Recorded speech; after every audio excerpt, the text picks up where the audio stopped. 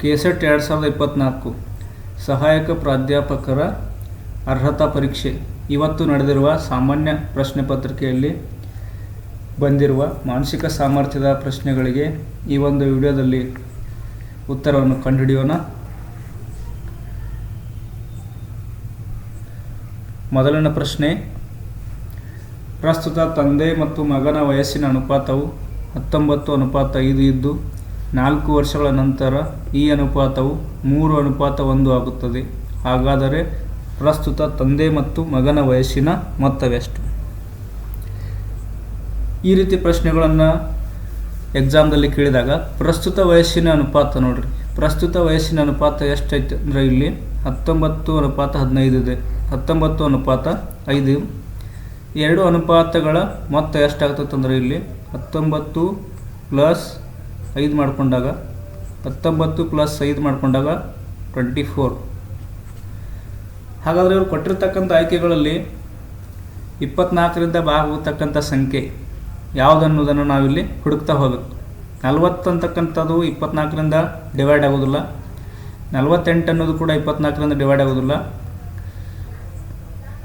48 24ರಿಂದ divide ಆಗ್ತೈತಿ. ಹಾಗಾಗಿ ಇಲ್ಲಿ ಉತ್ತರ ಕೂಡ ನಮ್ದು ಯಾವುದಾಗುತ್ತಂದ್ರೆ ಇಲ್ಲಿ 48 ಆಗ್ತೈತಿ. ಮತ್ತು 42 24ರಿಂದ ಡಿವೈಡ್ ಆಗೋದಿಲ್ಲ. 44 ಕೂಡ 24ರಿಂದ ಡಿವೈಡ್ ಆಗೋದಿಲ್ಲ.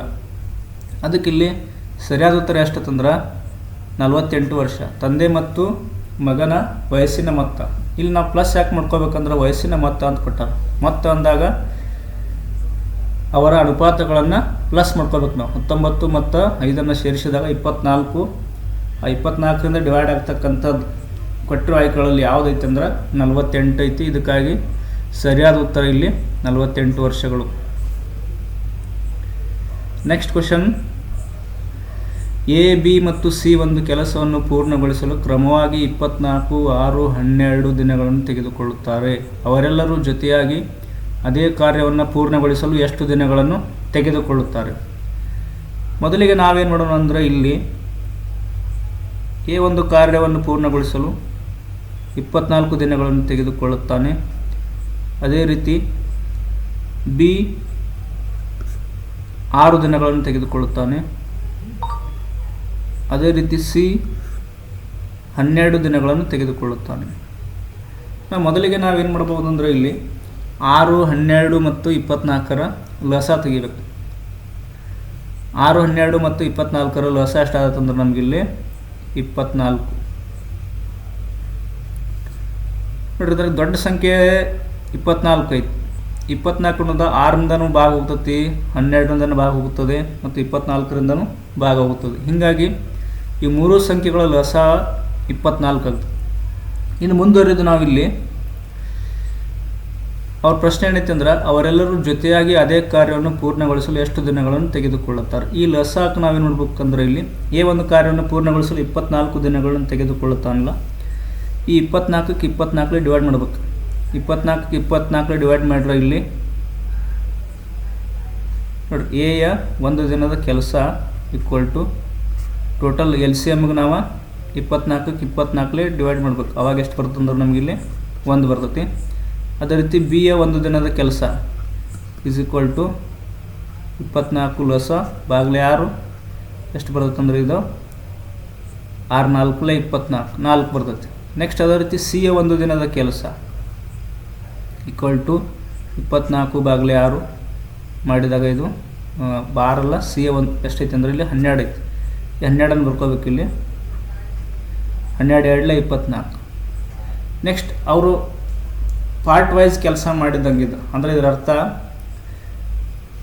ನೋಡ್ರಿ, ಬಿ 4 ಭಾಗದಷ್ಟು ಕೆಲಸ ಮಾಡ್ತಾನೆ ಅಂದಂಗೆ, ಎ 1 ಭಾಗದಷ್ಟು ಕೆಲಸ ಮಾಡ್ತಾನೆ ಅಂದಂಗೆ, ಸಿ 2 ಭಾಗದಷ್ಟು ಕೆಲಸ ಮಾಡ್ತಾನೆ ಅಂದಂಗೆ. ಅಂದರೆ ಇದರಲ್ಲಿ ಕಾರ್ಯಕ್ಷಮತೆ ಬಿದು ಕಾರ್ಯಕ್ಷಮತೆ ಜಾಸ್ತಿ ಐತಿ, ಇದೆಲ್ಲಕ್ಕಿಂತ ಕಡಿಮೆ ಐತಿ. ಆಮೇಲೆ ಸಿದ ಎಕ್ಕಿಂತನೂ ಸ್ವಲ್ಪ ಜಾಸ್ತಿ ಐತಿ ಅಂದಂಗೆ. ನಾವು ಇವುಗಳನ್ನೆಲ್ಲ ಏನು ಮಾಡ್ಬೇಕಂದ್ರೆ 3 ಜನರನ್ನು ಸೇರಿಸ್ಕೋಬೇಕು. ಈ 1, 4, 6 ಪ್ಲಸ್ ಮಾಡ್ಕೊಂಡಾಗ ಎಷ್ಟು ಬರ್ತಂದ್ರೆ ಇಲ್ಲಿ 7 ಬರ್ತದೆ. 7. ನೆಕ್ಸ್ಟ್ ಈ 7ರಿಂದ ಏನು ಮಾಡ್ಬೇಕಂದ್ರೆ ಈ ಮೂರು ಸಂಖ್ಯೆಗಳ ಅನುಪಾತ, ಮೂರು ಸಂಖ್ಯೆಗಳ ಲಸ ಎಷ್ಟು ಬಂದತ್ತಂದ್ರೆ ನಮ್ಮದಲ್ಲಿ 24 ಬಂದೈತಿ. ಈ 24ಕ್ಕೆ ನಾವು 7ರಿಂದ ಡಿವೈಡ್ ಮಾಡಬೇಕು. 24 ಬಾಗಿಲು 7. 24ಕ್ಕೆ ನಾವು 7ರಿಂದ ಭಾಗಾಕಾರ ಮಾಡಿಲ್ಲ, ಸಂಪೂರ್ಣವಾಗಿ ಆಗುವುದಿಲ್ಲ, ಬಟ್ ಇದನ್ನು ನಾವು ಈ ರೀತಿ ಬರಿಬೋದು. ಅಥವಾ ಇಲ್ಲಿ ಸೈಡ್ ಭಾಗಾಕಾರ ಮಾಡಿ ನೋಡಿದಾಗ ಗೊತ್ತಾಗುತ್ತೆ ನಮಗೆ. 24 ಇಲ್ಲಿ 24 7ರಿಂದ ಡಿವೈಡ್ ಮಾಡಿದ್ರೆ 7 3 21 3 ಉಳಿತೈತೆ. ಹಾಗಾದರೆ ಇಲ್ಲಿ ಕೆಳಗಡೆ 3 ಪೂರ್ಣಾಂಕ ಭಾಗದಲ್ಲಿ 3, ಕೆಳಗಡೆ 7 ಪೂರ್ಣಾಂಕ ಭಾಗದಲ್ಲಿ 3, ಮೇಲ್ಗಡೆ 3. ಅಂದರೆ ಇದರ ಅರ್ಥ ನೋಡ್ರಿ, 3 ಪೂರ್ಣಾಂಕ 3 7 ದಿನಗಳು. 3 ಜನರು ಸೇರಿ ಈ ಒಂದು ಕಾರ್ಯವನ್ನು ಪೂರ್ಣಗೊಳಿಸಲು ಅವರು ತೆಗೆದುಕೊಳ್ಳತಕ್ಕಂಥ ದಿನಗಳ ಸಂಖ್ಯೆ 3 ಪೂರ್ಣಾಂಕ 3 7 ದಿನಗಳು. ಅದಕ್ಕೆ ಇಲ್ಲಿ ಸರಿಯಾದ ಉತ್ತರ 4ನೇ ಆಯ್ಕೆ ಡಿ ಸರಿಯಾಗಿದೆ. ಇನ್ನು ರೋಹನ್ ಎಸ್ ಕೇಂದ್ರದಿಂದ ಉತ್ತರದ ಕಡೆಗೆ 30 ಮೀಟರ್ ಚಲಿಸಿ ನಂತರ ಬಲಕ್ಕೆ ತಿರುಗಿ 30 ಮೀಟರ್ ಚಲಿಸುತ್ತಾನೆ. ಮತ್ತೆ ಅವನು ಬಲಕ್ಕೆ ತಿರುಗಿ 50 ಮೀಟರ್ ಚಲಿಸುತ್ತಾನೆ. ಅಂತಿಮವಾಗಿ ಬಲಕ್ಕೆ ತಿರುಗಿ 30 ಮೀಟರ್ ಚಲಿಸುತ್ತಾನೆ. ಈಗ ಅವನು ಎಸ್ ಕೇಂದ್ರದಿಂದ ಯಾವ ದಿಕ್ಕಿಗೆ ಹಾಗೂ ಎಷ್ಟು ದೂರ ಚಲಿಸಿದ್ದಾನೆ? ನೋಡ್ರಿ, ಮೊದಲಿಗೆ ಪ್ರಶ್ನೆ, ರೋಹನ್ ಎಂಬ ವ್ಯಕ್ತಿ ಈ ಒಂದು ಬಿಂದುವಿನಿಂದ ನಾವು ಅವನು ಕನ್ಸಿಡರ್ ಮಾಡಿದಾಗ ಇದು ಎಸ್ ಬಿಂದು. ಇದು ಇಲ್ಲಿಂದ ಅವನು ಉತ್ತರದ ಕಡೆಗೆ ಅಂದರೆ ಮೇಲ್ಗಡೆ ಎಷ್ಟು ಕಿಲೋಮೀಟ್ರ್ ಹೋಗ್ಬೇಕವ, ಎಷ್ಟು ಮೀಟರ್ ಚಲಿಸ್ತಾನಂದ್ರೆ 30 ಮೀಟರ್ ಚಲಿಸ್ಬೇಕು. 30 ಮೀಟರ್ ಉತ್ತರಕ್ಕೆ ಅಂದರೆ ಉತ್ತರ ಮ್ಯಾಲೆ, ಕೆಳಗಡೆ ದಕ್ಷಿಣ. ಇದು ಉತ್ತರ,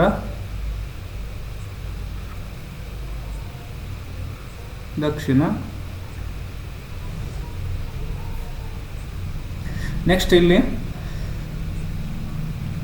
ನಂತರ 30 ಮೀಟರ್ ಚಲಿಸಿ ನಂತರ ಬಲಕ್ಕೆ ತಿರುಗಿ, ಬಲಕ್ಕೆ ಅಂದರೆ ಅವನ ಬಲ ಅಂದರೆ ಈ ಸೈಡ್ ಆಯ್ತದೆ. ಅವನ ಬಲಕ್ಕೆ ತಿರುಗಿ ಮತ್ತೆ ಎಷ್ಟು ಮೀಟರ್ ಚಲಿಸ್ತಾನಂದ್ರೆ 30 ಮೀಟರ್ ಮತ್ತೆ ಚಲಿಸ್ತಾನೆ, same as it is 30 metre ಚಲಿಸುತ್ತಾನೆ. ಮತ್ತೆ ಅವನ ಬಲ ಅಂದ್ರೆ ಕೆಳಗೆ ಬರ್ತದೆ ಈ ರೀತಿ. ಕೆಳಗಡೆ ಈಗ ಎಷ್ಟು ಚಲಿಸ್ತಾನಂದ್ರೆ ಅವ 50 ಮೀಟರ್ ಚಲಿಸುತ್ತಾನೆ. ನೋಡ್ರಿ, 50 ಮೀಟರ್ ಚಲಿಸ್ಬೇಕು ಅವನು ಸದ್ಯದರಲ್ಲಿ. ಎಷ್ಟು ಚಲಿಸಿದಾನಂದ್ರೆ ಇಲ್ಲಿ 50 ಮೀಟರ್. ನೆಕ್ಸ್ಟ್ ಕೊನೆಯದಾಗಿ ಮತ್ತೆ ಬಲಕ್ಕೆ ಅಂದರೆ ಈ ಸೈಡ್ ಬರ್ತಾನೆ ನೋಡ್ರಿ. ಮತ್ತೆ ಇಲ್ಲಿಂದ ಈ ಕಡೆ ಇಲ್ಲಿಗೆ ಬಂದಾಗ ಇಲ್ಲಿ ಕೂಡ ಎಷ್ಟು ಚಲಿಸ್ತಾನೆ ಅಂದ್ರೆ 30 ಮೀಟರ್ ಚಲಿಸುತ್ತಾನೆ ಅಂತಂದಾರ ಅವರು. ಹಾಗಾದರೆ ಯಾವ ದಿಕ್ಕಿಗೆ ಅದಾನು? ಆ್ಯಕ್ಚುಲಿ ಯಾವ ದಿಕ್ಕಿಗೆ ಅದಾನ ಅಂದ್ರೆ ಅವನು ದಕ್ಷಿಣ ದಿಕ್ಕಿಯಲ್ಲಿ ಅದಾನು. ನೆಕ್ಸ್ಟ್ ಎಸ್ ಕೇಂದ್ರ, ಈ ಕೇಂದ್ರದಿಂದ ಅವನು ಇಲ್ಲಿರ್ತಕ್ಕಂಥ ದೂರ ಇದನ್ನು ಹೆಂಗೆ ಮಾಡ್ಬೇಕಂದ್ರೆ ನೋಡ್ರಿ, ಇದು ಟೋಟಲ್ 50 ಐತಿ ಇಲ್ಲಿಂದ ಇಲ್ಲಿ ತಕ್ಕ. ನಮ್ಗೆ ಬೇಕಾಗಿದ್ದು ಇಲ್ಲಿಂದ ಇಲ್ಲಿ ತಕ್ಕ ಅಷ್ಟೇ ಬೇಕು ನಮಗೆ. ಎಸ್ದಿಂದ ಈ ಬಿಂದಿನ ತಕ್ಕ ಅಷ್ಟೇ ಬೇಕಾಗಿತ್ತು.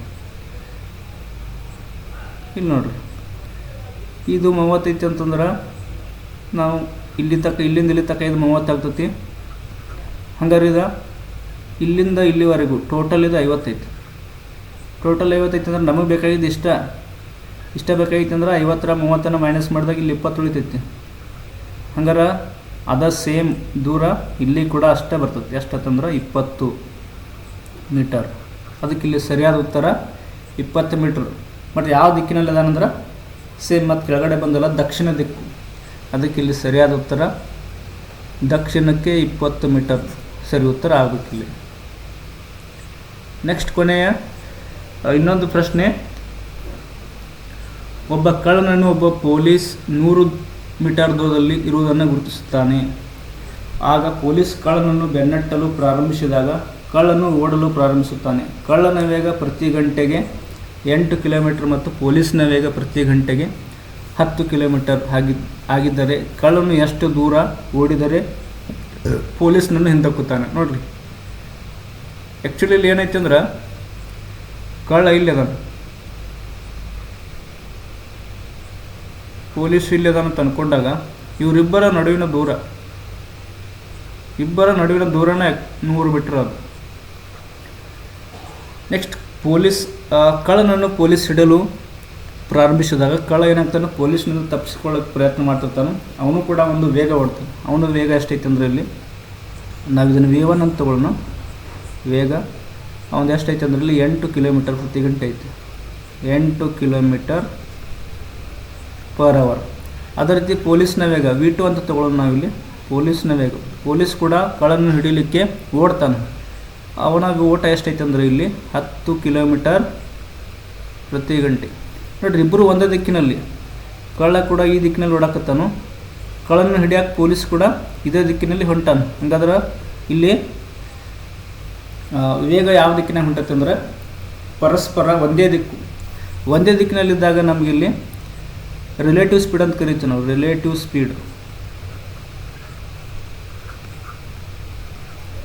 ಸ್ಪೀಡ್ ಈಕ್ವಲ್ ಟು ಏನಾಗಬೇಕಂದ್ರೆ ಇದರಲ್ಲಿ 1 ಕಳಿಬೇಕು, 10 ಕಳಿಬೇಕು. 10 ಕಳೆದಾಗ 2 ಬರ್ತೈತಿ. ಇದನ್ನು ನಾವು ಮೀಟ್ರ್ ಪರ್ ಸೆಕೆಂಡ್ದಾಗ ಮಾಡ್ಕೋಬೇಕಂದ್ರೆ 5/18ದಿಂದ ಗುಣಾಕಾರ ಮಾಡಬೇಕು. 5/18ದಿಂದ ಗುಣಾಕಾರ ಮಾಡಿದಾಗ ಇದು 2 1 2 9 18 ಆಗ್ತೈತಿ. ಮುಂದುವರೆದು 5/9 ಮೀಟರ್ ಪ್ರತಿ ಸೆಕೆಂಡಿಗೆ. ಇದರ ಅರ್ಥ ಪೊಲೀಸ್ ಏನು ಮಾಡತ್ತಾನಂದ್ರೆ 1 ಸೆಕೆಂಡಿಗೆ 5 ಮೀಟರ್ ಅಷ್ಟು ದೂರ ಓಡಾಕತ್ತಾನೆ. ಯಾರ್ಕಿಂತ ಅಂದ್ರೆ ಕಳ್ಳನಕ್ಕಿಂತ ಜಾಸ್ತಿ ಓಡಾಕತ್ತಾನೆ. ಈಗ ನಾವೇ ನೋಡ್ಬೋದಂದ್ರೆ ಇಲ್ಲಿ ನೋಡ್ರಿ,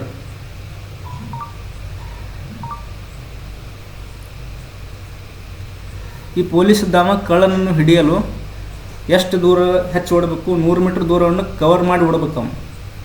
100 ಮೀಟ್ರ್ ದೂರವನ್ನು ಕವರ್ ಮಾಡಿ ಓಡಬೇಕಾದ್ರೆ 100 ಇಂಟು ಅವ ಎಷ್ಟು ಸ್ಪೀಡ್ ಜಾಸ್ತಿ ಐತಿ ಅಂದ್ರೆ ಕಳ್ಳನಕ್ಕಿಂತ 4 ಪಟ್ಟು ಸ್ಪೀಡ್ ಜಾಸ್ತಿ ಐತಿ. ಟೋಟಲ್ 9 ಪಟ್ಟು ತೊಗೊಂಡಾಗ ಇವಂದ ಪೊಲೀಸಿಂದ 4 ಪಟ್ಟು ಜಾಸ್ತಿ, 4 ಪಟ್ಟು ಐತಿ. ಕಳ್ಳಂದು 5 ಪೊಲೀಸಿಂದ 5 ಪಟ್ಟು ಐತಿ, ಕಳ್ಳಂದು 4 ಪಟ್ಟು ಐತಿ. ಅದಕ್ಕೆ ನಾವಿಲ್ಲಿ ಇದಕ್ಕೆ 100ಕ್ಕೆ ನಾವೇ ನೋಡ್ಬೋದು ಅಂದ್ರೆ ಇಲ್ಲಿ ರಿಲೇಟಿವ್ ಸ್ಪೀಡನ್ನು ಬಂದೈತಿಲ್ಲ, ಇಲ್ಲಿ 5/9 ಮೀಟರ್ ಪರ್ ಸೆಕೆಂಡ್ ಅಂಥೇಳಿ ಇದರಲ್ಲಿಂದ ಡಿವೈಡ್ ಮಾಡೋವು.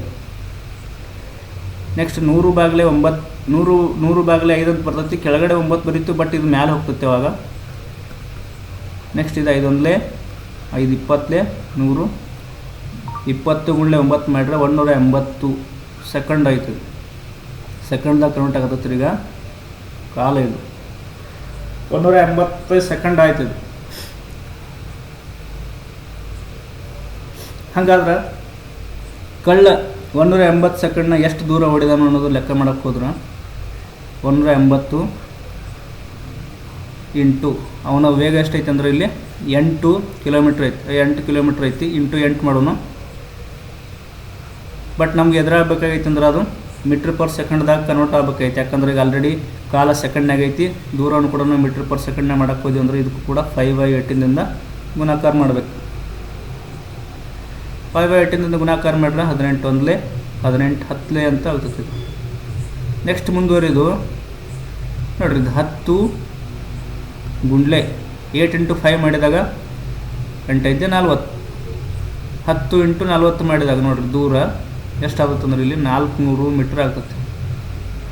ಬಟ್ ಕೊಟ್ಟಿರೋ ಆಯ್ಕೆಗಳಲ್ಲಿ ಮೀಟ್ರ್ ಇಲ್ಲ, ಕಿಲೋಮೀಟ್ರ್ ಐತಿ. ಅದಕ್ಕೆ ನಾವೇನು ಮಾಡೋಣಂತಂದ್ರೆ ಈ 400ಕ್ಕೆ 1000ದಿಂದ ಭಾಗಾಕಾರ ಮಾಡ್ಬೇಕು. ಯಾಕೆ 1000ದಿಂದ ಭಾಗಾಕಾರ ಮಾಡ್ಬೇಕಂದ್ರೆ 1000 ಮೀಟ್ರ್ ಆದಾಗ 1 ಕಿಲೋಮೀಟ್ರ್ ಆಗ್ತದೆ.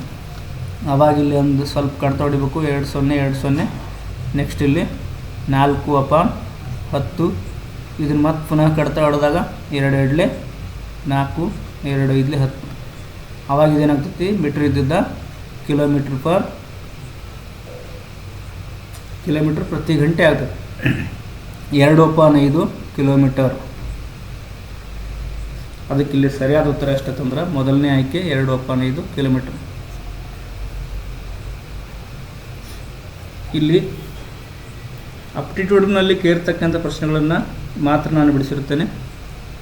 ಈ ವಿಡಿಯೋ ನಿಮಗೆ ಇಷ್ಟ ಆದರೆ ಲೈಕ್ ಮಾಡಿ ಮತ್ತು ನಿಮ್ಮ ಸ್ನೇಹಿತರ ಜೊತೆ ಶೇರ್ ಮಾಡಿ. ವಿಡಿಯೋ ನೋಡಿದ್ದಕ್ಕಾಗಿ ಧನ್ಯವಾದಗಳು.